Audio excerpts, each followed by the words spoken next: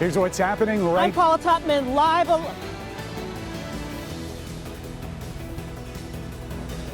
I'm sorry about that. I'm Paula Tutman live along M59 just when you thought it couldn't get any worse in this construction zone.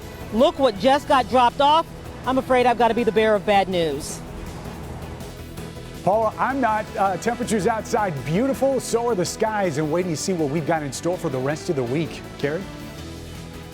Also had a big moment in the Chelsea Bruck murder trial as the man accused of killing her takes the stand to tell his story. Up first, well-known Metro Detroit attorney Mike Morse is facing sexual assault allegations. We have the claims from a lawsuit just filed today.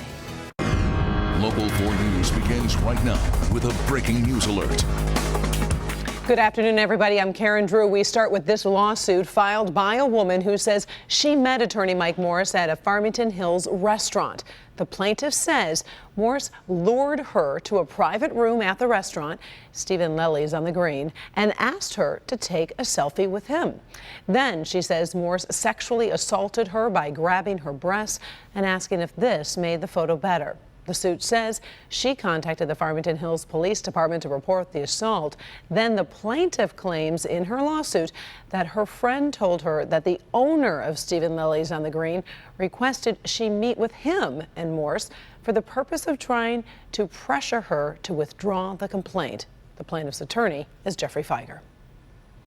It is with sadness that I announce that I'm filing today a complaint against Mr. Morse for the sexual assault of a victim earlier in the month of April.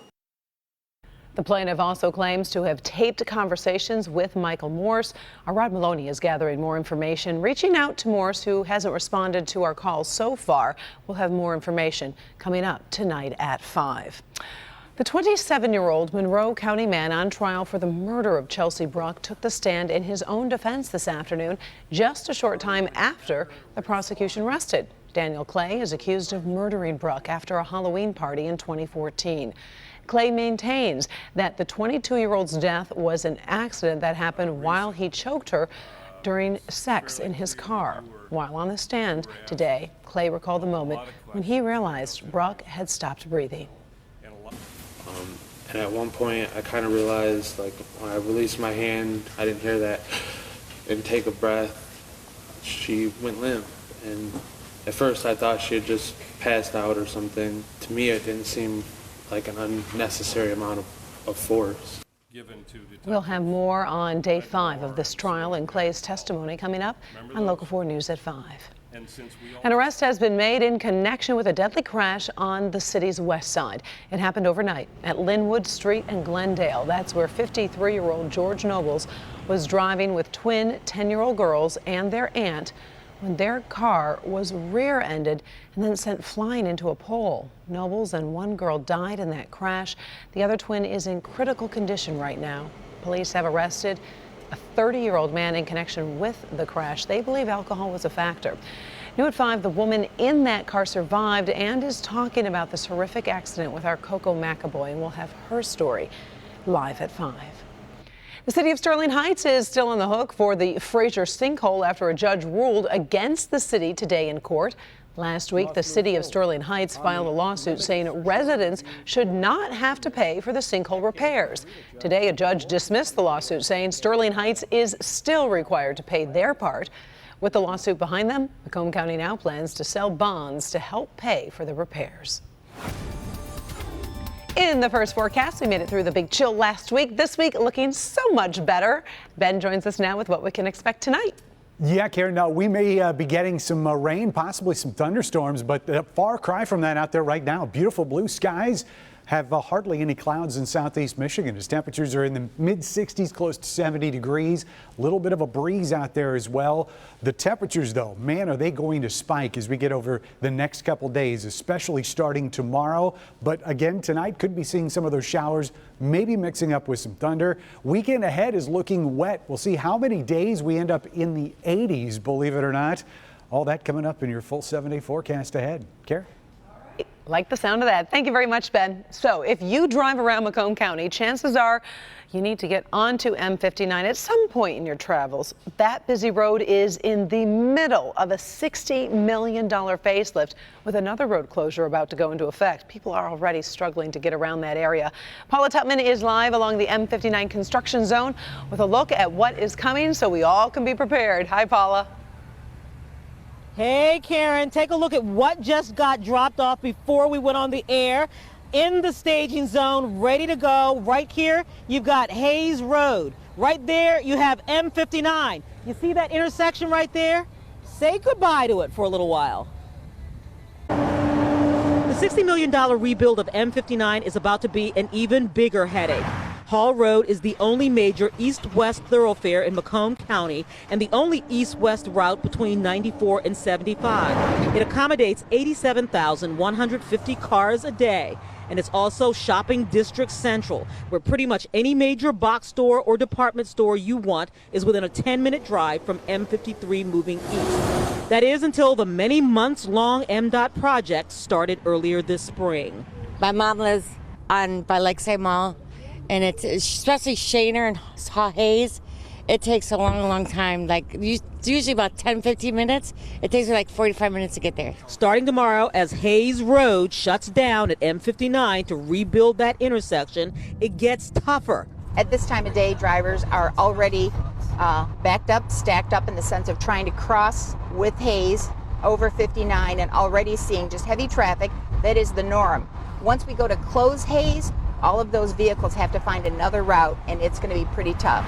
Traffic will not be able to turn onto Hayes from Hall Road in either direction. And if you're on Hayes Road, you won't be able to turn onto Hall Road or even cross M59. We truly ask for your patience and understand it is for the good of ultimately how M59 will be worth it once we're done. Don't even think about driving into Meyer and using the parking lot as a pass-through or any other strip mall. It is against the law. But this headache only lasts 10 days. And then sometime after the holiday weekend, expect Shaner to go through the same drill. So by closing it and pulling out the concrete, we are going to make it better, not only for the short term, but for the long term as well. We expect that the asphalt replacement will last for a couple of decades. Okay, so that's M59 right there, right? East-west, it is not affected at all. It's just for people going on Hayes trying to get on M59. Keep in mind the entire project actually wraps up sometime in mid-October. So that's good news. All right, stay with us, 6 o'clock. We've got a couple of hacks for you. We're going to try to get you around this mess. Karen? Oh, we'll appreciate that one. Thank you, Paula. Well, it appears this afternoon that the massive cyber attack that paralyzed computers worldwide and held data for ransom is slowing down. One reason could be the work of a Michigan-based computer engineer who helped stop the attack in its tracks. Kimberly Gill is in the newsroom right now to bring us up to date on developments. Kim. Yeah, Karen, good afternoon. Internet security experts agree the attack of the ransomware with the nickname WannaCry was one of the biggest cyber attacks in years. A man here in Michigan working with a British researcher disabled the program, but not until it caused some major problems worldwide. The attack struck 150 countries. The impact in the United States was relatively small, but the British Health Service and businesses in other countries saw their computers taken over with a ransom demanded to free the files. Darian Huss, who lives near Grand Rapids, managed to get inside the program and disable it with a so-called kill switch. He says despite the cyber attack's impact, it was relatively easy to stop it. Individuals responsible for this aren't very sophisticated. It feels really amateur hour to me, the amount of law enforcement that are going to be investigating this. I really would not be surprised if the individual or individuals are apprehended. Digital currency to release data. Worldwide, about $50,000 was paid, although hundreds of thousands of computers were hit by this particular hack. So as far as who was behind the cyber attack, Russian President Vladimir Putin says Russia didn't have anything to do with it. He says U.S. intelligence services originally created the means for such an attack, which was then stolen by hackers. Tonight at 5, Help Me Hank digs deeper into the story with a focus on protecting yourself and how to determine if you might be affected by something like this. Until then, Karen will send it back to you in the studio. All right. Thank you, Kim. The Trump administration continues the search for a new director of the FBI. The Justice Department interviewed 8 candidates over the weekend. Meantime, Democrats want to know if the president really taped any conversations with former Director James Comey. They want to subpoena those tapes if they do exist. And a new NBC Wall Street Journal poll shows 78% of Americans want a special prosecutor to investigate claims that Russia meddled in the 2016 election. As warmer weather moves in, many of your children will start jumping into the pool, lake, or some body of water in good health. New evidence parents could be making a common safety mistake. Also ahead, NBC hoping to bring back must-see TV. The network is shaking things up on the primetime schedule. So what that means for the big hit show, This Is Us. Up first, news from around the world. North Korea flaunts a new missile test with some potentially disturbing results. 3. Coming up all new on Local 4 News at 5 and 6. What's one of the last places you'd hope to find a registered sex offender working? How about a spa that also offers massage? We'll tell you what one man is charged with doing just a stone's throw away from the police department. All right, thank you, Jason. First at 4, we're on top of stories making headlines all around the world. Let's start in North Korea with new video of another missile test, the 7th this year. North Korea says it successfully launched a mid to long-range missile this weekend that could reach United States military bases in the Pacific. The country is banned from rocket launches by the United Nations, but North Korea continues to ignore that ban. The defiance continues to be a critical test for the Trump White House. Russian President Vladimir Putin says the world should be talking to North Korea, not threatening its leaders. Putin made the comments during a visit to China. He didn't call out any countries by name, but the Trump administration has said a preemptive military strike against North Korea is on the table. Putin says he thinks talks with North Korea could pay off, and the world should be searching for peaceful solutions. All right, take a look at these tortoises. Hundreds of them confiscated in Malaysia. Smugglers were trying to get them into the country from Madagascar. Agents seized the tortoises yesterday.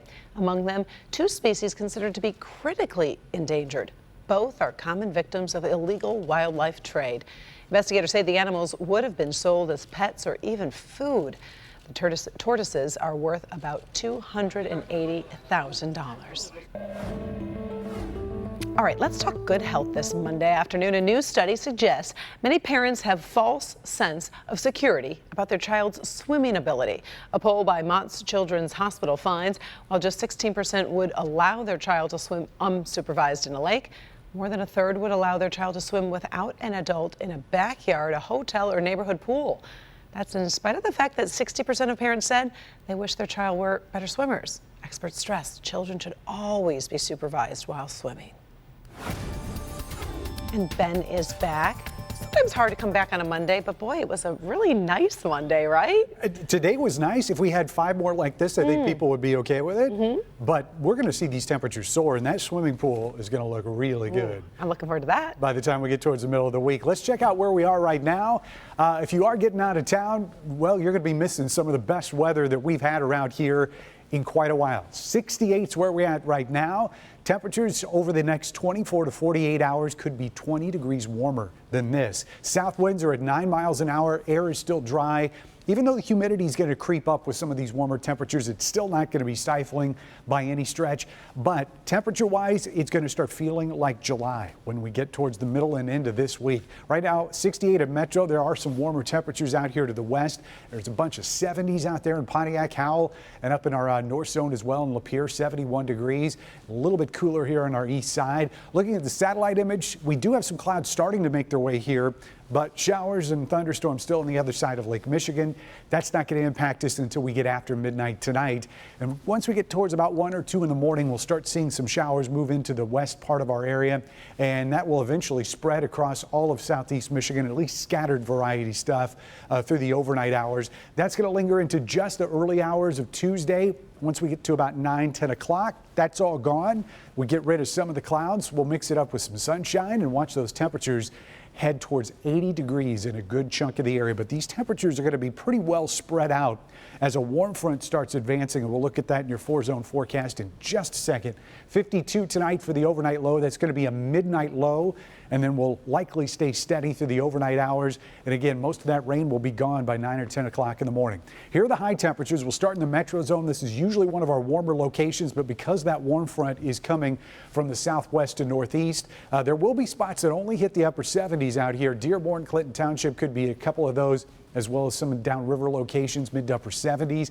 But if you're in the south zone, especially down near the state line, mid 80s look like high temperatures tomorrow. Blissfield at 86, Dundee at 85, Lambertville hitting 87 tomorrow. West zone also in the 80s for just about everybody. In fact, all the way up into Genesee County. And then you see more of that temperature gradient in our north zone, where that warm front just stops here as we get closer to sunset, keeping places like Imlay City, Romeo, and Macomb in the upper 70s and low to mid 70s for a good chunk of our north zone in parts of Sanilac and St. Clair counties tomorrow afternoon. So feeling like July for at least 3 days, but we go back to reality pretty quickly on Friday, and that's going to carry us through to the weekend. We do have chances of rain Thursday, Friday, Saturday, and Sunday. These two are pretty slight. Saturday and Sunday look a little bit more scattered, but not all day rain, and temperatures still pretty nice. So we'll have at least a few hours here and there to get outside and enjoy things over the upcoming weekend. Karen? All right, thank you, Ben. Trending stories coming up next, including the return of must-see TV and the case of the missing hedgehogs right here in Michigan. Up first, recruiting more women. See how the U.S. Marines are reaching out to girls and young women with an inspiring new campaign. But first, as we go to break, take a look at the screen and you'll see how the markets have closed for our Monday. We'll be right back.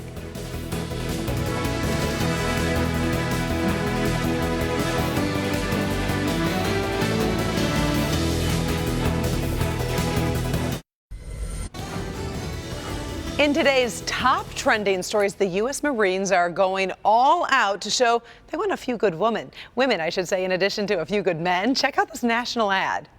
No one knows where it comes from.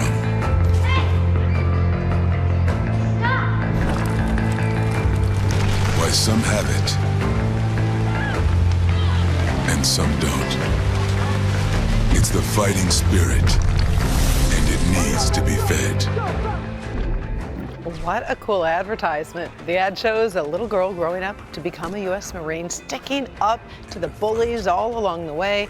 The Marines are the smallest branch of the military services with the lowest percentage of women, just 8.3%. We are hoping, obviously, with this ad to change things. We also have some big news for fans of the show. This Is Us, that NBC hit. Well, the drama is moving to Thursday night at 9 p.m. as part of NBC's newest version of must-see TV. Also, an episode of This Is Us will follow next year's Super Bowl. Plus, lots of folks excited about this. The return of Will and Grace kicking off, I should say, the Thursday night schedule at 8 p.m. this fall. You can see the entire NBC fall schedule at clickondetroit.com. You'll find it on the entertainment page. They had that webisode, what was that, a couple of months ago? Remember that? That was so good. It just brought back I think that's going to be a huge hit. Yeah, it shows that I think the writers still have it, and the actors do too. And they love their plot lines, and I think it's every age is going to like that one. I'm hoping, because they're funny. The case of the missing hedgehog has a happy ending over in Stanton, Michigan. That's northwest of Lansing. A petting zoo called Anderson and Girls Orchards says 2 of these cute little critters were stolen over the weekend. Well, they took to social media searching for the stolen animals. Today, a zoo employee found a travel bag inside a woman's restroom, and the hedgehogs were inside, safe and sound. The zoo tells us there won't be any further investigation. They're just glad to have those hedgehogs back. Still ahead, first at 4. Now, this guy is proving age is just a number, and he says he's not done yet. His skydiving world record coming up next. It's a ride Greg doesn't remember and one his wife will never forget. Saying to him, Greg, I love you, I love you, I love you. I'm doing the best I can. I'm trying to get you there as fast as I can get you there. There's no way I survive. I think that's the easiest way to describe this. I'm Dr. Frank McGeorge. Tonight at 11, the race to save Greg's life. Hear the red flag he missed and how his story could help save someone you love tonight at 11. Finally, first at 4, a 101-year-old man from England just broke a world record. 101, just remember That's the key. that. Look at him. Bryson Hayes, now the world's oldest tandem skydiver. He said he went skydiving for the first time last year for his 100th birthday, and now he can't get enough of it. Hayes broke the record by just 35 days, but he says he's not done yet. As long as he feels up for it, he says he wants to skydive for his 102nd birthday as well. Couldn't pay me to do that. How about you? I've done it twice. Seriously? Mm-hmm. Tandem? Yeah, it's amazing. Maybe we can try it, no? No? Thanks for joining us. First at 4 Inside Edition's next.